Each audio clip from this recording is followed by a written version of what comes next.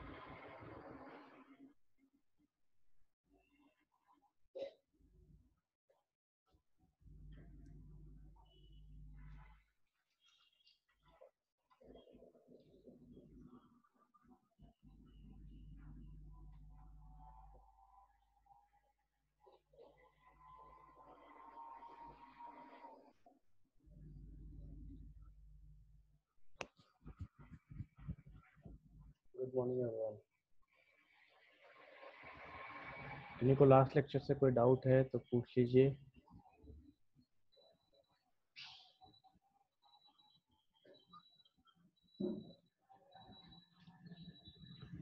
देखिए स्क्रीन दिख रहा है।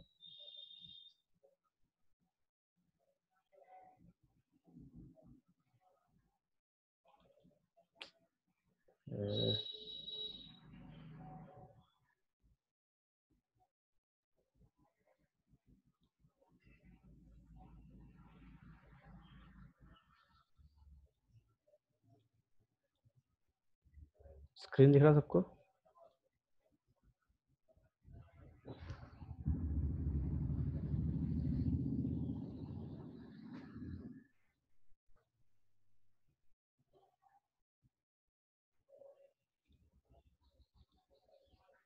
ठीक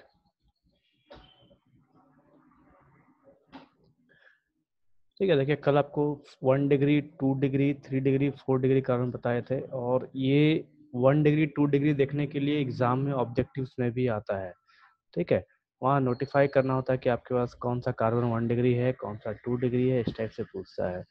तो नेक्स्ट है हमारे पास विनाइलिक कार्बन। देखिए ये जो विनाइलिक और अलाइलिक है, ये ओल्ड या ट्राइवियल नेम है इसका।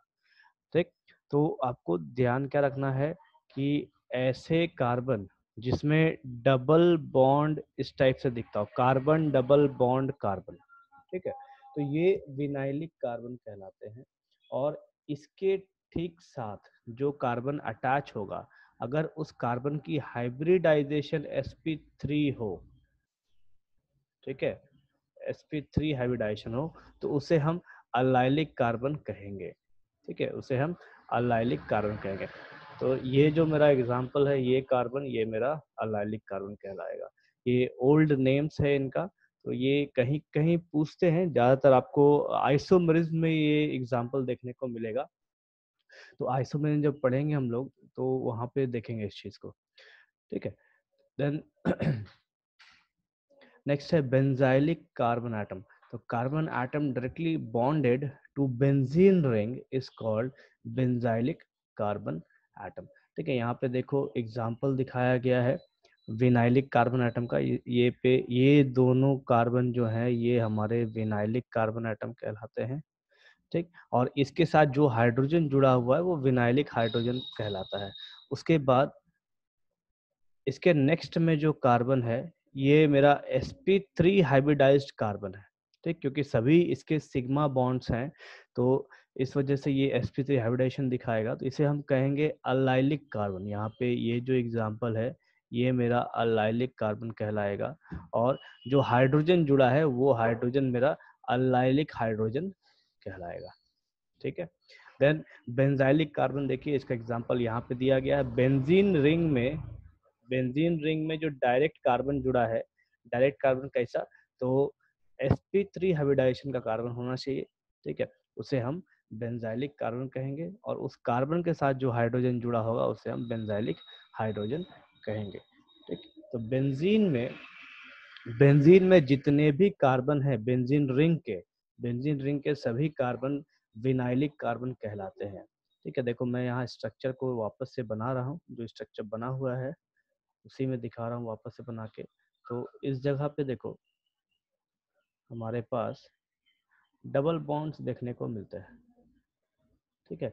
तो जहाँ जहाँ कॉर्नर पॉइंट्स है, हर कॉर्नर पॉइंट पे आपके पास कार्बन है, और सभी कार्बन इस तरीके के फॉर्मेशन को शो करते हैं, C double bond C.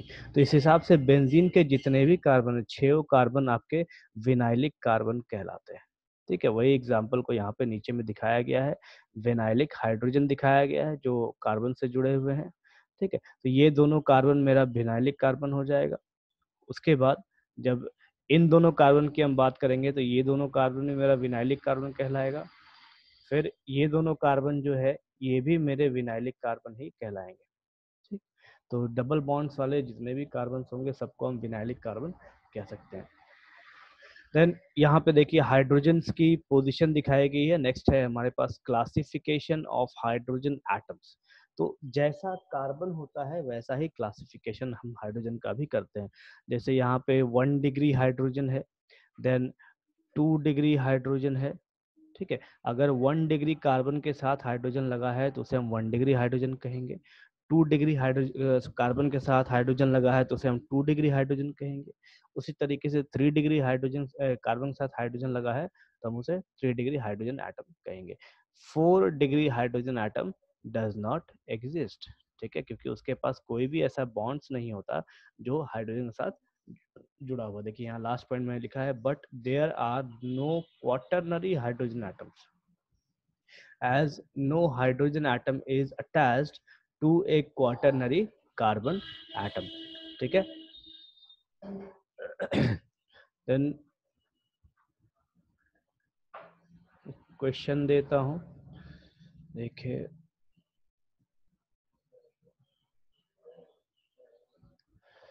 Sir,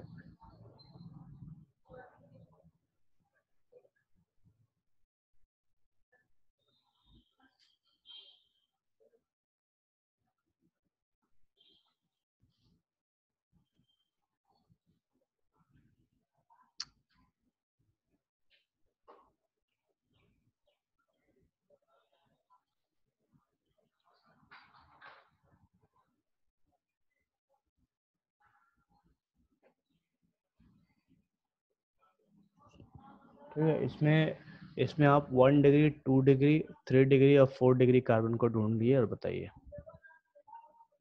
मैं यहाँ पे नंबरिंग कर रहा हूँ, ठीक है। देखो मैं नॉर्मल नंबरिंग कर रहा हूँ, देखो 1 2 3 4 5 6 7 8 9 10 11 12 13 14, ठीक है। चलिए वन फर्स्ट नंबर का जो कार्बन है उसका हाइब्रिड उसका वो कौन से डिग्री का कार्बन होगा। मैं जो जो नंबर आपसे पूछता जाऊंगा आप मुझे लिखते चले जाइए टेक्स्ट में।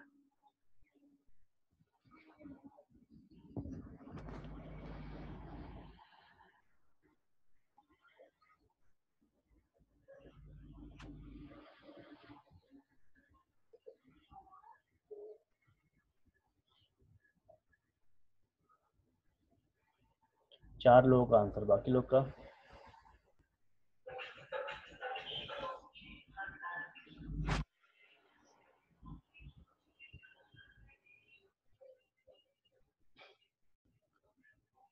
ठीक है।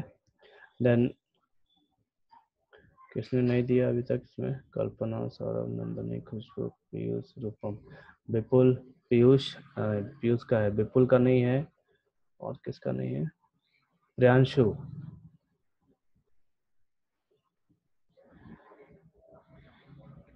देन नेक्स्ट है आपके पास कार्बन नंबर 4। कार्बन नंबर 4 का दीजिए।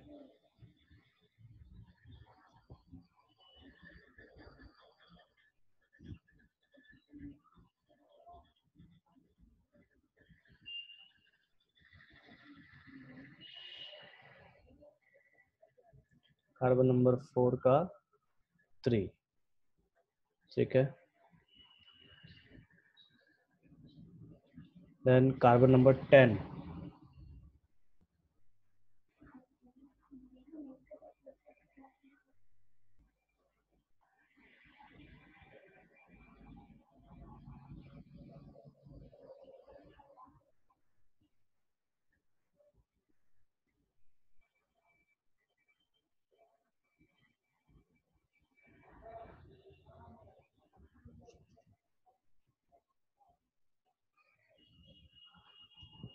कार्बन नंबर 10 विनाइलिक कार्बन है या नहीं है?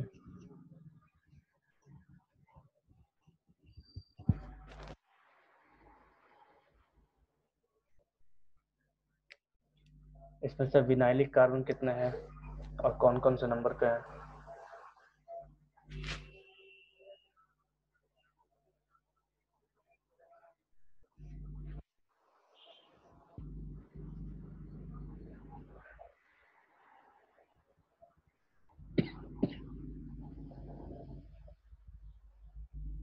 9, 10 और बाकी लोगों का?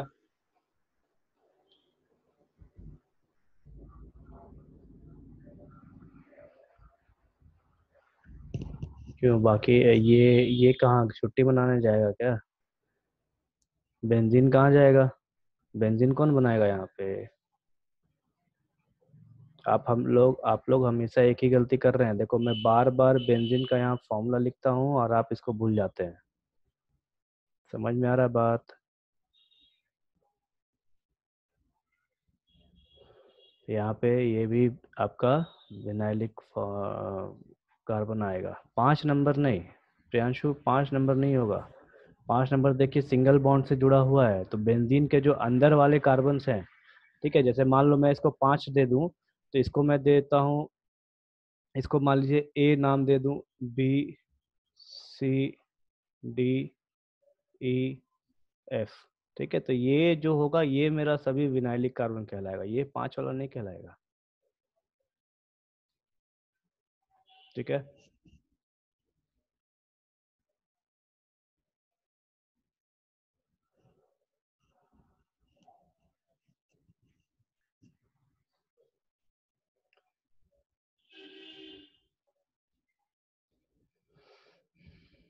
देन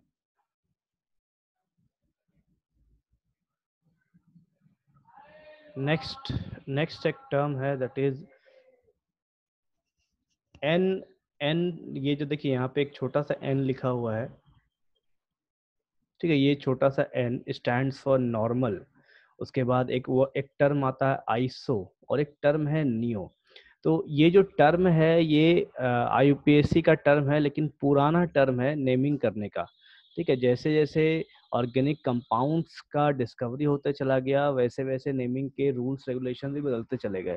ठीक है, जब पहले के टाइम में क्या था कि बहुत कम कंपाउंड्स थे, तो उसके हिसाब से नेमिंग बहुत कम होता था। लेकिन जब वास्ट नंबर ऑफ कंपाउंड्स आ गए, तो ये जो पुराने नेम्स है उसके गायब होने का मेन रीजन ही वही है। तो ये यहाँ पे एक टर्म यूज करते हैं हम, एन। एन यूज करते हैं नॉर्मल के लिए। और ये कब यूज होता है? तो ये यूज होता है स्ट्रेट चेन के लिए। अगर मेरा कार्बन का जो कंपाउंड है अगर वो स्ट्रेट चेन शो कर रहा है, तो उस कंडीशन में हम यूज करते हैं। मतलब यहाँ पे कोई भी ब्रांचिंग नहीं होती। देखिए ये एस टी डॉट लिखा है, मैंने स्ट्रेट लिखा है। ठीक है, तो उसके कंडीशन में कोई भी ब्रांचिंग नहीं होती है। जैसे ये एग्जांपल है, देखिए यहाँ पे कोई भी एक्स्ट्रा इसका डाली निकला हुआ नहीं है, मतलब इसमें कोई भी एक ऐसा इस टाइप का ब्रांच नहीं है। ठीक। उसके बाद आइसो वर्ड, यहाँ पे देखिए आइसो वर्ड है। आइसो टर्म हम तब यूज करते हैं जब सेकंड कार्बन पे, मान लीजिए ये मेरा पहला कार्बन, ये दूसरा, ये तीसरा, और ऐसे करके हम आगे बढ़ते चले गए। ठीक है। तो जब सेकेंड कार्बन पे एक ब्रांच होता है, जैसे ये CH3 का एक डाली लगा हुआ है, एक ब्रांच है, तो इस कंडीशन में हम जो टर्म यूज करते हैं दैट इज आइसो। ठीक है। और इसी सेकेंड कार्बन पे जब एक और ब्रांच लग जाता है, मतलब एक सेकेंड कार्बन पे जब दो ब्रांचेस चले आते हैं, तो उस कंडीशन पे हम जो वर्ड यूज करते हैं दैट इज नियो। ठीक है। उसके बाद यहाँ पे देखिए एग्जाम्पल दिया गया है आपके लिए। नियो नोट में देखिए लिखा हुआ neopentane has only primary hydrogen atoms. ठीक है। तो प्राइमरी हाइड्रोजन एटम्स हम कब कहेंगे? जब 1 डिग्री कार्बन के साथ आता है, जो कि मैंने आपको कल ही बताया था, primary, secondary, tertiary, quaternary. 1 degree, 2 degree, 3 degree और 4 डिग्री। तो प्राइमरी नियोपेंटेन, यहाँ पे देखिए टोटल कितने कार्बन है, 1, 2, 3, 4 और 5। तो 5 कार्बन के लिए पेंटेन शब्द का प्रयोग किया गया है। ठीक है। मैं सिर्फ अभी एग्जांपल दे रहा हूँ, हम लोग यहाँ पे नोमेनक्लेचर या नेमिंग नहीं पढ़ रहे हैं। ठीक, जो रूल रेगुलेशन से हम धीरे धीरे आगे चलते जाएंगे। लेकिन यहाँ पे जो पुराना नाम लिखा गया है वो लिखा गया है 5 कार्बन के लिए पेंट शब्द का प्रयोग किया गया है। ठीक है। जैसे हम लोग यूज करते हैं मेथ, एथ, प्रोप, ब्यूट यूज करते हैं, तो पेंट शब्द इन 5 कार्बन के लिए आया है। ए एन ई आया है मेरे पास सिंगल बॉन्ड अल्केन के लिए। ठीक है। सिंगल बॉन्ड को हम क्या कहते हैं? अल्केन कहते हैं। तो ये जो ए है वो अल्केन शब्द से उठा है। उसके बाद नियो शब्द जो है, ये नियो शब्द आया है यहाँ पे ये दो ब्रांचिंग के वजह से। अगर मैं इसे लिखूं इस तरीके से, 1 कार्बन, 2 कार्बन और 3 कार्बन। ठीक है। उसके बाद इस सेकेंड कार्बन पे मैंने क्या किया, दो ब्रांच लगा दिए। ठीक। तो ये दोनों ब्रांच किसको डिनोट करते हैं? तो इस नियो शब्द को डिनोट करते हैं। ठीक है। तो नियो शब्द डिनोट करेंगे तो हमारा नियो वर्ड चला आएगा। साथ में टोटल कार्बन कितने हैं? 5। और उसके लिए हमारे पास अल्केन का एक वर्ड आता है। हाँ Priyanshu. Sir. Hello sir. Priyanshu बोलो। सर यहाँ ये ब्रांच जो है वो सेकंड कार्बन पे ही लगाया जा सकता है या थर्ड में भी लगाया जा सकता है?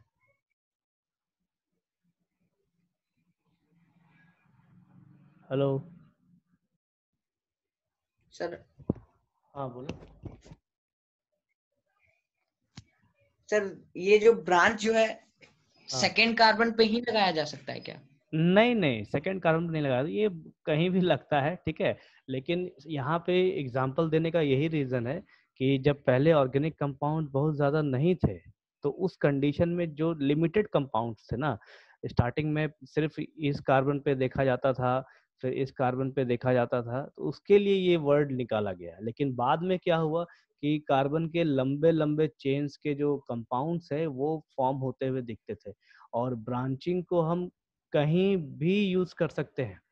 ठीक है। क्योंकि ऐसा जरूरी नहीं है कि हमारे पास ब्रांच सिर्फ यहीं पे लगा हो, ये भी हो सकता है यस सर। कि ब्रांच हमारे पास एक यहाँ पे भी लगा हो। ठीक है। तो सर तो नेम, हाँ बोलो। इसको भी हम नियो ही बोलेंगे अगर दो ब्रांच है तो? नहीं नहीं नहीं, सिर्फ जैसे इसको हम नहीं कह सकते, यहाँ पे नेमिंग का अलग तरीका हो जाता है। ठीक है। जैसे यहाँ पे आप देखो, मैं थोड़ा इसको साफ कर देता हूँ।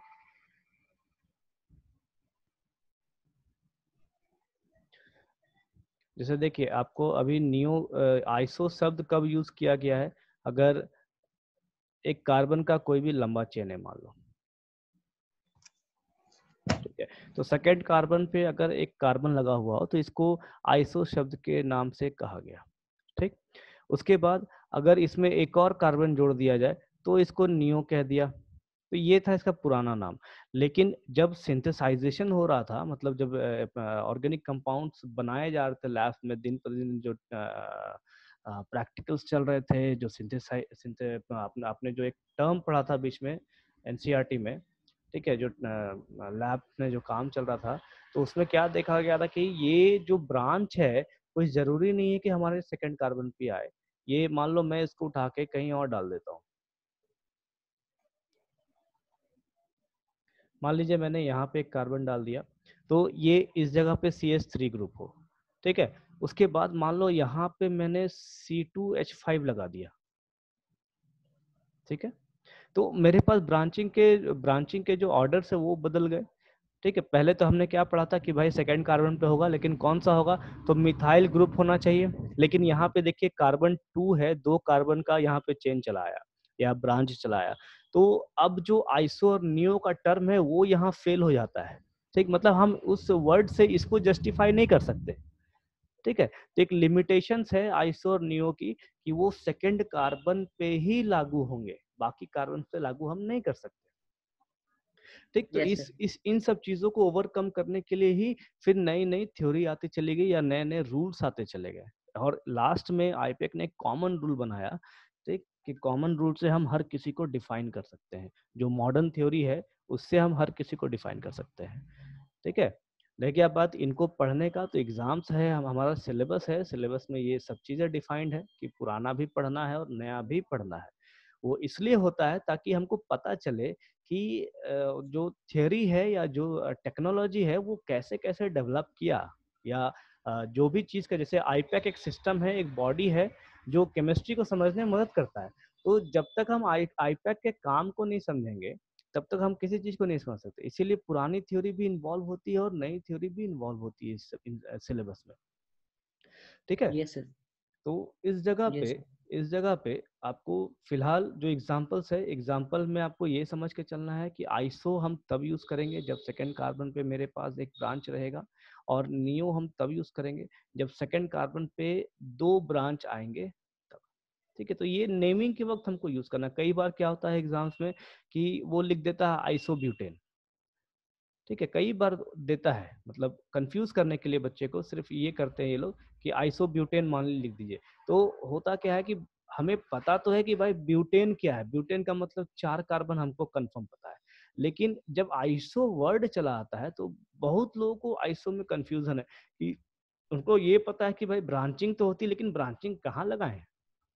तो उस कंडीशन में आपको ये याद रखना होगा, ये थ्योरी याद रखनी होगी कि भाई सेकेंड कार्बन पे हम ब्रांच लगा सकते हैं। तो ब्यूटेन के केस में हम किसी भी सेकेंड कार्बन पे लगा सकते हैं, चाहे आप लेफ्ट से लगाइए चाहे आप राइट से लगाइए, ठीक है। तो ये आइसो शब्द आप किसी के साथ भी लगा लो, आइसो हेक्सेन कर दीजिए, आइसो डेकेन कर दीजिए, आइसो हेप्टेन कर दीजिए। आपको एग्जाम में कंफ्यूज करने के लिए ओल्ड नेम एक्चुअली होता ही है कंफ्यूज करने के लिए, ठीक है। एग्जाम में आपको ओल्ड नेम दिया ही जाता है इस वजह से कि आप कंफ्यूजन में गलती करो, ठीक है।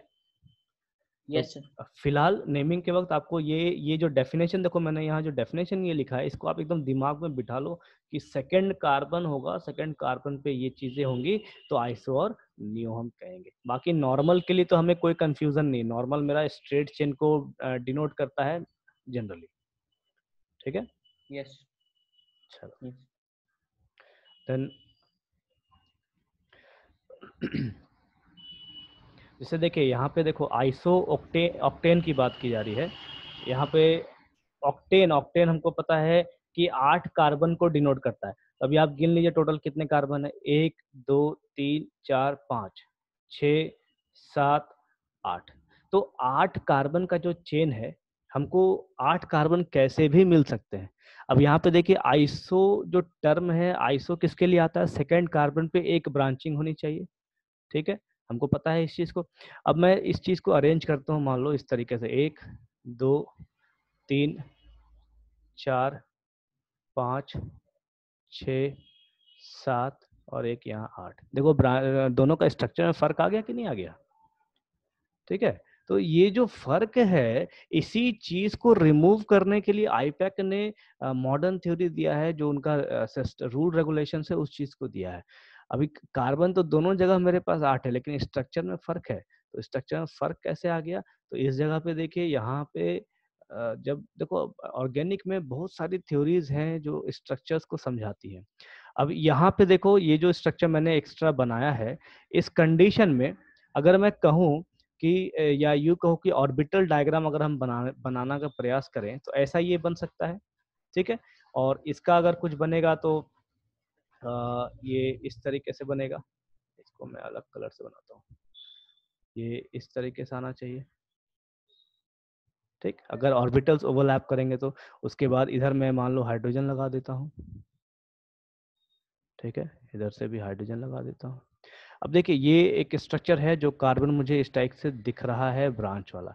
अगर इसी चीज को मैं यहाँ आइसो ऑक्टेन जो एक्चुअल स्ट्रक्चर दे रखा है यहाँ पे, अगर इसे मैं बनाऊं तो इस जगह पे क्या होगा कि इस कार्बन का जो ओवरलैपिंग है इसके साथ भी होगा और इस कार्बन के साथ भी होना चाहिए, मतलब ऊपर वाले कार्बन के साथ भी और नीचे वाले कार्बन के साथ भी।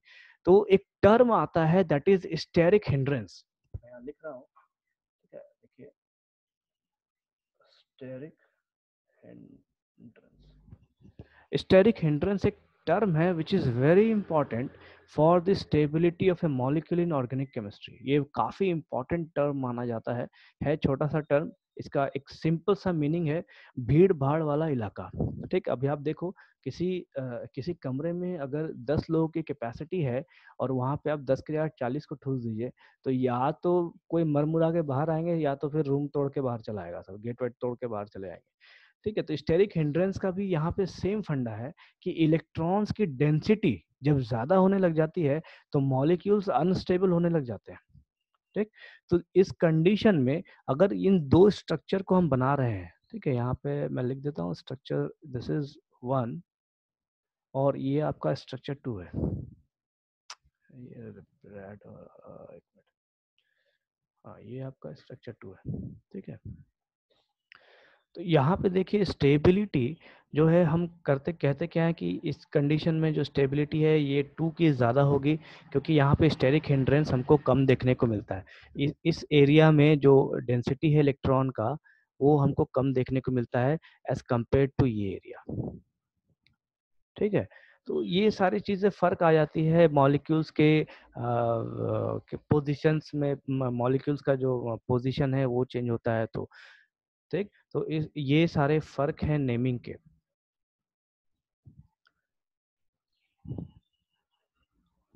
अभी स्टेरिक हिंड्रेंस पे ज़्यादा आपको दिमाग नहीं लगाना है, ठीक है, फिलहाल, क्योंकि हम ये सब कुछ पढ़ेंगे इसी चैप्टर में। ये चैप्टर थोड़ा लंबा होगा आपका, लेकिन कॉन्सेप्ट आपका काफ़ी क्लियर हो जाएगा और 12th में भी काफ़ी काम आएगा आपको। आप प्रिंस बोलो। सर हम्म, इसमें आइसो आइसो ऑक्टेन में तो ये नियो, इसको नियो भी तो बोल सकते हैं, नियो ऑक्टेन। बिल्कुल बोल सकते हैं। आपका देखो दोनों दोनों नाम में ये गड़बड़ करेगा। Yes sir. ये इसमें तो गलत भी बन जाएगा क्योंकि हमसे पता है इसमें दोनों देखो रूपम आपको यही तो मैं आपको समझा रहा हूँ कि ये जो ओल्ड नेम्स हैं, ठीक है, ये लिमिटेड मॉलिक्यूल्स के लिए डिफाइंड है। ठीक है, अभी देखो यहाँ पे जैसे इस ये जो सेकंड कार्बन है मेरा, इसमें हम आइसो वर्ड जोड़ सकते हैं, लेकिन यहाँ पे जो कार्बन है मैं इसके लिए न्यू वर्ड जोड़ दूंगा क्योंकि दोनों सेकंड पोजीशन पे है। ठीक है, तो दोनों अगर सेकंड पोजीशन पे है तो मैं नाम किस हिसाब से लिखूं, क्योंकि दोनों मुझे कंफ्यूजन क्रिएट कर रहे हैं। आइसो न्यू एक साथ तो हम लिख नहीं सकते क्योंकि ये पुराने नेम से, पुराना नेम जो था वो एक ही नाम होता था, उसमें कोई भी मतलब कुछ भी हम एक्स्ट्रा ऐड नहीं करते थे। ठीक है, जैसे चलो मैं आपको कुछ एक एग्जांपल दिखाता हूँ न्यू नेम्स का। हम्म,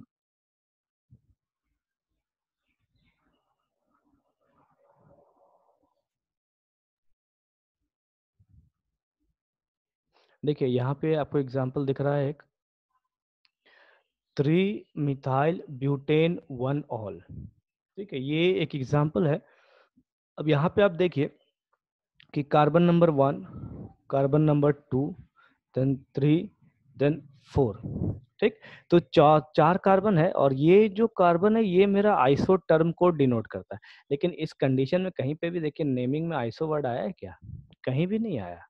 ठीक है, तो ये यही चीज को फर्क करता है, जो आईपैक ने सिस्टम बनाया है वही फर्क करता है इस चीज को। तो फर्क का रीजन ही यही है कि हमें नेम्स में कंफ्यूजन ना हो, इस वजह से। अभी देखिए यहाँ पे 3 मिथाइल लिखा है, ब्यूटेन लिखा है, 1 ऑल लिखा है। यहाँ जो ऑल है ये अल्कोहल ग्रुप के लिए आया है। ठीक है, हम पढ़ेंगे इस सब चीज को इसमें। तो यहाँ पे देखो जो ब्रांच है मेरे पास 2,2,4 मिथाइल पेंटेन होगा? नहीं होगा, बिल्कुल नहीं होगा, बिल्कुल नहीं होगा।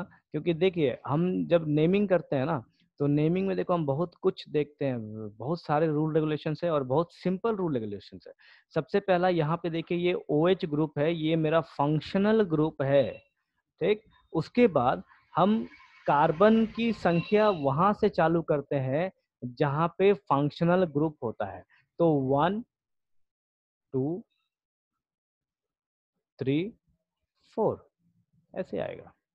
इसी वजह से ये जो मिथाइल का ग्रुप है CH3, ये तीसरे पोजीशन पे आया है। त्रिमिथाइल मतलब तीसरे कार्बन पे एक मिथाइल का ब्रांच लगा हुआ है। उसके बाद मेरे पास टोटल कार्बन कितने हैं फंक्शनल ग्रुप से अगर हमने जोड़ा है तो टोटल 4 कार्बन है, इसीलिए इस 4 कार्बन के लिए ब्यूट शब्द का प्रयोग किया गया है। उसके बाद आइसो और नियो जो है ये हम कभी नहीं लगाएंगे, ठीक है। जब हम नेमिंग करते हैं ना तो हम नेमिंग आईपैक के हिसाब से करते हैं, मतलब मॉडर्न थ्योरी के हिसाब से करते हैं, पुरानी थ्योरी के हिसाब से नहीं। जब आपको कहा जाएगा क्वेश्चन में कि आइसो शब्द का प्रयोग कीजिए तभी आप करेंगे, नहीं तो बिल्कुल नहीं करेंगे। मैंने आपको अभी बताया कि आइसो और नियो में कंफ्यूजन है, क्यों कंफ्यूजन है वो भी आपको दिखा दिया, ठीक है। तो उस चीज का प्रयोग हमें करना ही नहीं है, और हमें एक्चुअल एग्जाम में भी आईपैक सिस्टम के हिसाब से ही नेमिंग करनी होती है, वो पुराने सिस्टम हम यूज नहीं करते, ठीक है। तो यहाँ पे देखो त्रिमिथाइल 4 कार्बन के लिए ब्यूट आ गया। क्योंकि सभी सिंगल बॉन्ड्स है तो हर सिंगल बॉन्ड के लिए ये एन शब्द का प्रयोग किया। एन कहाँ से उठ के आता है, तो अल्केन से उठ के आता है, ठीक है। अभी आपको इसमें मेहनत ये करना होगा कि मैं आपको जैसे जैसे जो भी स्टेप्स देता जाऊं बोलता जाऊं वो आपको याद करके लेना होगा।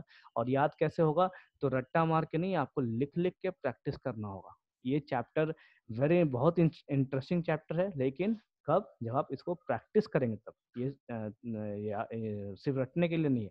उसके बाद वन ऑल, देखिए यहाँ पे वन जो है, वन लिखा गया है इस वन फर्स्ट वाले कार्बन के लिए, ठीक है। ये फर्स्ट वाले कार्बन के लिए, इसका मतलब है कि पहले कार्बन पे अल्कोहल ग्रुप का पोजीशन है, ठीक है। तो इस कार्बन पे अल्कोहल ग्रुप का पोजीशन है। आपको एग्जाम में क्वेश्चंस दो तरीके से आते हैं। पहला तो आपको मॉलिक्यूल दिया जाएगा और मॉलिक्यूल से आपको नेमिंग करनी होगी। दूसरा आपको नेम दिया जाएगा और नेम से आपको मॉलिक्यूल तैयार करना होगा, ठीक है।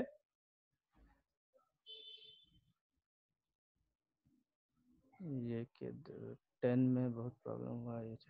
अरे टेंशन मत लीजिए, 10th और यहाँ बहुत फर्क है, ठीक है, सबको बोल दे रहा हूँ। सर हाँ प्रियांशु। इसको 2 मिथाइल ब्यूटेन 4 OL लिख सकते हैं क्या? 2 मिथाइल ब्यूटेन 4OL, 2 मिथाइल नहीं, बिल्कुल नहीं लिख सकते। क्यों सर, दोनों तो एक ही है। आपको ऐसा लग रहा है सर सर? इधर से नेमिंग स्टार्ट करेंगे तो 2 में मिथाइल हाँ आएगा ना? हाँ बिल्कुल, इधर से अगर आप करते हो, चलो ठीक है। देखो आप इधर से करते हो ना, 1, मैंने यहाँ देखो नंबरिंग कर रखा है 1 2 3 4, तो 2 मिथाइल 4 ब्यूटेन आ जाएगा, ठीक है। लेकिन यस सर। हम इस तरीके से करने से क्या होता है, जैसे मान लो मैं एग्जांपल देता हूँ कि आपके लिए घर में कोई चिट्ठी आई है, ठीक है, और अभी आप जो है आप 18 ईयर्स के नहीं हैं, तो जो पोस्टमैन है वो किसके नाम से खोजता हुआ घर आएगा, आपके पापा नाम के से या नाम आपके से। पापा के नाम से? पापा के नाम से। बिल्कुल आएगा, क्योंकि आपका कोई अस्तित्व तो नहीं है फिलहाल, ठीक है, उस पोस्टमैन के नजर में। तो यहाँ पे जो डिसाइडिंग ग्रुप है, जैसे मान लीजिए मैं एक सिंपल एग्जांपल देता हूँ। जो शाम शाम होते ही जो लोग बियर बार चल जाते हैं या दारू पीने जाते हैं, तो वो लोग दुकान में जाके क्या बोलते हैं कि अल्कोहल देना, सीधी सी बात है, यही कहते हैं कि नहीं? Yes sir. तो इसमें जो मेरे पास जो स्पेशल वर्ड है दैट इज अल्कोहल, ठीक है। मतलब हम तवज्जो किसको दे रहे हैं, तो अल्कोहल को दे रहे हैं, हम अल्कोहल पे ज्यादा कंसंट्रेट कर रहे हैं। तो यहाँ पे जो मेरा पूरा प्रॉपर्टी डिसाइड होगा इस अल्कोहल के वजह से डिसाइड होगा, ना कि इस कार्बन के वजह से डिसाइड होगा। Yes sir.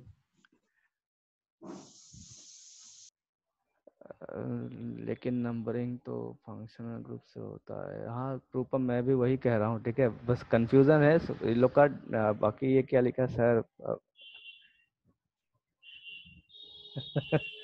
ठीक है सौरभ, अच्छी बात है। ठीक है, देखिए जो हमारे पास मॉलिक्यूल्स हैं या कंपाउंड्स हैं, तो हम मेन मुद्दा हमारा क्या रहता है कि जिस चीज पे हम डिपेंड, जो मेरा मेन चीज है, हम उसकी प्रॉपर्टी को लिखें। तो इस पूरे मॉलिक्यूल में हमारे पास अल्कोहल है जो प्रॉपर्टी को दिखाता है। बाकी ये जो नॉर्मल, अगर आप नॉर्मल ब्यूटेन की बात करें या 4 कार्बन की अगर आप बात करें, तो ये आपको नॉर्मल कार्बन का प्रॉपर्टी दे के देगा। और ब्यूटेन जो है, ये हाइड्रोकार्बन्स के टर्म में हाइड्रोकार्बन कहलाता है। ये आपका एक फ्यूल के रूप में भी यूज होता है। ठीक है, ब्यूटेन जो है फ्यूल के रूप में भी यूज होता है। लेकिन सॉरी, लेकिन आप इस अल्कोहल को यूज कर सकते हैं क्या फ्यूल के रूप में, ईंधन के रूप में? बिल्कुल नहीं कर सकते। ठीक है, तो प्रॉपर्टीज का फर्क यहाँ पे आपको दिख जाएगा। ठीक है, तो ये यही चीज है जो एक दूसरे को अलग करती है। अल्कोहल अलग करता है ब्यूटेन से। ये हम फ्यूल के रूप में यूज कर सकते हैं, लेकिन नीचे वाले को, ये अल्कोहल को तो हम बिल्कुल भी यूज नहीं कर सकते। ठीक, अल्कोहल को फ्यूल के रूप में यूज करेंगे, लेकिन उसका जो यूज है वो अलग होगा। उसे हम फैक्ट्रीज में यूज कर सकते हैं, लेकिन किसी गाड़ी में यूज नहीं कर सकते, वरना गाड़ी भी इधर का उधर नाचते हुए फिरेगा। ठीक, तो जो नेमिंग है वो नेमिंग प्री डिफाइंड रूल्स हैं, रूल्स के हिसाब से इसीलिए हमें चलना पड़ता है, ताकि हम जो यहाँ पे स्ट्रक्चर देख रहे हैं और जो हम यहाँ पे नेमिंग लिख रहे हैं, दोनों में जमीन आसमान का फर्क या फर्क बिल्कुल भी नहीं होना चाहिए। जैसे मैंने अभी आपको दिखाया था कि आइसो ऑक्टेन को हम 2 तरीके से लिख सकते हैं, तो दोनों के स्ट्रक्चर में फर्क आ जाएगा। ठीक है, तो इसका मेन डिमेरिट वही है, ओल्ड नेम्स को हम पढ़ते जरूर हैं, लेकिन लिमिटेशंस के साथ पढ़ते हैं। क्लियर है सबको? ठीक है, तो एक चीज ध्यान रखना है कि जो भी मैं आपको रूल रेगुलेशंस दिखाता चला जाऊं, यहाँ समझाता चला जाऊं, आप उसे प्रॉपरली, अगर आप इसका पीडीएफ निकालते हैं तो कोई बात नहीं, पीडीएफ निकालते हैं तो भी अच्छा बात है, और अगर पीडीएफ नहीं निकालते हैं तो आप इसमें से खुद ब खुद इम्पॉर्टेंट पॉइंट्स लिखते चले जाएंगे। और रह गई बात, तो मैं आपको एक सजेशन दूंगा कि आप इस चैप्टर का क्या बोलते हैं, जो भी आपको दे रहा हूँ या लास्ट में जब आपको दूंगा, तो आप इस पूरे चैप्टर का पीडीएफ निकाल के अपने पास रख लेंगे।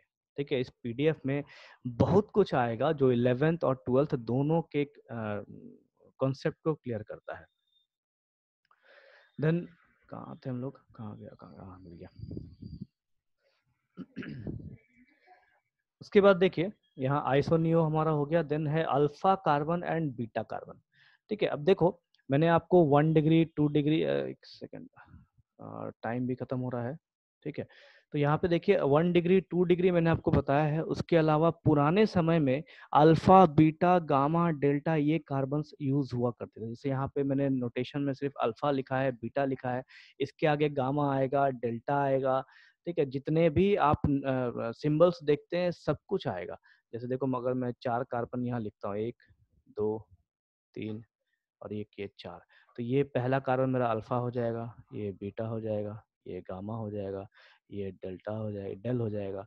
इसके बाद अगर कोई कार्बन आएगा तो ये डेल्टा हो जाएगा। तो ये भी पुराने नेम से है, लिखने के तरीके हैं। तो अभी हमारे पास सिंबल्स लिमिटेड है, हर हर हर कार्बन के लिए हम सिंबल्स यूज नहीं कर सकते। अब जैसे बहुत ऐसे प्रोडक्ट है मार्केट में जिसमें